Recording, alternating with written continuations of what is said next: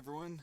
So I got a really good question the other day, and I wanted to put some thought into it and then make a video about it. The question is, what are the top 10 tools, in your opinion, to impress potential employers, or at least not get rejected right away?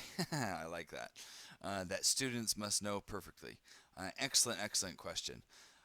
Before I jump into the specific tools, I'd like to show you my favorite way of showing your tool expertise on your resume.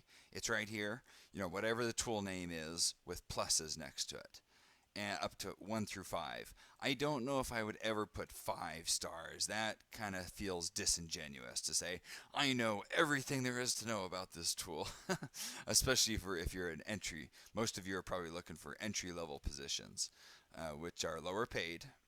But that's okay. That gets you your experience. You can't get the higher paid jobs until after you do the entry level. That's just the way the world works. So I don't know if I'd ever put 5 stars on one. You could also put stars like this, but they're a little bit hard, like this. They're a little harder to see. I kind of like the pluses. And it's okay to have 1 plus sign or 2 plus signs. What this does, even if you just know a little bit about the tool, that's okay. What these do is they show that you're authentic. They show that you're not trying to say, I know I'm really good at all these different tools. They kind of show you don't want to lie. You don't want to stretch the truth. You might want to. Some people are they don't they think they know nothing. They think they're terrible at everything. You don't want to be like that either. What you want to do is the goal here is to show your potential employer what you can do and what you can't do, your limitations. But you don't want to highlight your limitations. You want to put your best foot forward and be confident. Anyway, what I'd recommend is kind of listing out about 20 tools, many tools, and then splitting this into 3 columns like this. And that looks really nice, each with whatever stars you have. And that just looks gorgeous. There we go. Anyway, moving on. For UI and UX designers, I recommend these tools. Balsamic is for wireframing. Figma, Gravit are more for high fidelity mockups, very important. Google Presentations is a great prototyping tool. Figma, there's 1,000 prototyping tools out there. Figma is not the only one. If you just Google prototyping tools, almost all of them you can use for free for limited parts. And here are all these ads. These are probably all just fine. And I'll let you pick whichever. I'm not sure which one's Figma. I use Google Presentations for my prototypes. It's free, and I like the free stuff. AutoHotkey I recommended for not just UI or UX designers, but for several different jobs. AutoHotkey is incredibly powerful. This lets you automate anything you do more than once. Any small, tedious thing that usually would take you a minute, using AutoHotkey you can do in seconds. And this has really helped set myself apart from the competition. Is I can do in seconds what takes others hours. And I'm not exaggerating. And a lot of it's due to AutoHotkey. I just use these little macros and little shortcuts that let me fly. And other people take a long time to self-motivate, and they kind of wonder, what's the next step on this? And they want to have meetings. Forget that. Your employers just want you to deliver awesome stuff and make them a ton. You want to make your employer a ton of money. If you can convince them that you'll make them a ton of money, that's how you'll make the big bucks. Anyway, moving on for programmers. These are the languages that are most popular, most marketable in my opinion. HTML, CSS, and JavaScript are more on the web development side. React and Vue are 2 very powerful, very popular JavaScript libraries. There's way more, but these are the 2 I keep hearing over and over again. Python, very popular. This is more towards back-end work. Don't be intimidated about work on the back end. A lot of people are. kind of work that's behind the scenes using data. Uh, you can do it. It's people think it's hard, but I don't think it's I think it's just intimidating. If you just jump in and practice it, then uh, sometimes they can pay a lot more than front end developers. C Sharp is more on the Microsoft shop side, very popular. Flutter and Swift this one's more for Android, for mobile apps. There's a handful of others. I'm not sure Flutter is the most popular.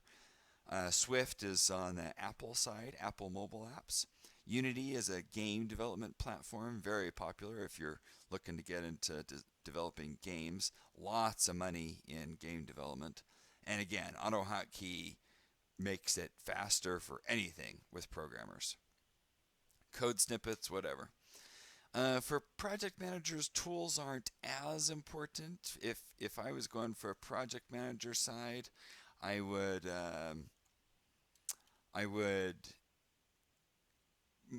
kind of mix in some methodologies in here. I would say Kanban, Agile, Scrum. Except I'd probably put Scrum first.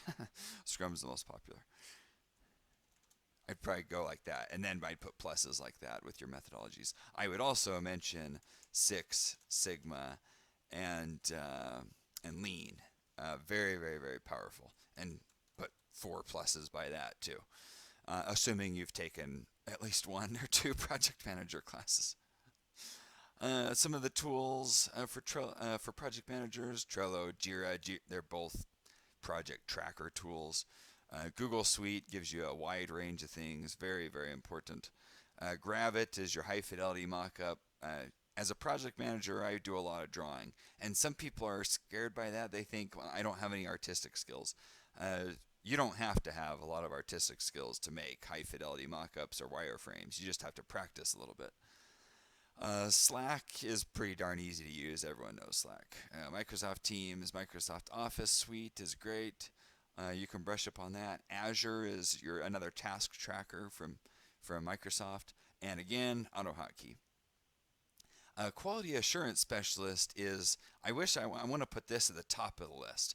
This is really undervalued. I started my career in quality assurance, and it really was a huge blessing. You're testing software, you're making sure the software works, and it sounds kind of boring, and it is kind of boring. It's kind of tedious, but it is a wonderful, wonderful, wonderful place to begin your technical career, especially if you're not wanting to go into programming. If you're wanting to go into one of these other ones, you can get a quality assurance job really quick and learn a ton. Uh, these ones kind of are more advanced quality assurance specialists. These are great. Nightwatch helps you automate tests. Lambda test, I really don't know what this is. I know it's important. I know testing the dev environment and testing how reliable the servers are is what lambdas are all about. So something in that domain would be good. Postman is very popular for testing APIs and making sure data is going where it's supposed to go. AutoHotkey again. SonarQube tests for code health. Maybe the code can either be written kind of sloppy or very, very solid, and we want high quality code. SonarQube helps us get that. For sales, I haven't met a ton of software salespeople, but you can make good money in software sales, especially if you're good with people. If you're persuasive and you talk a lot. Some people there's kind of manipulative salespeople, and I don't like them. I prefer the just give it to me straight kind of salespeople. Salesforce is amazingly popular. Don't ask me why. I don't really like it, but whatever. HubSpot's also pretty popular. Trello is my favorite. It's not a lot of people track their clients using Trello, but that's my favorite. Zoom is also, don't ask me why, but it is insanely popular. I prefer the free solutions, but whatever. And it's not hard to master. You just gotta practice on it and be comfortable starting and joining meetings and helping other people join meetings and figure out how to turn on their cameras. And that's it. Love this question, and I wish you the best of luck in your careers. Please let me know if I can help with other career. Getting that first entry level job is a real hurdle. It is very, very difficult. So difficult, it's almost not fair. But that first entry level job with a real knowledge worker job, with a skilled job where you're using your brain, and not everyone can get it. You know, you have to graduate college to get it, to at least get a certificate to get those really high paying jobs. This is your entry ticket in. Thanks. Talk to you guys later.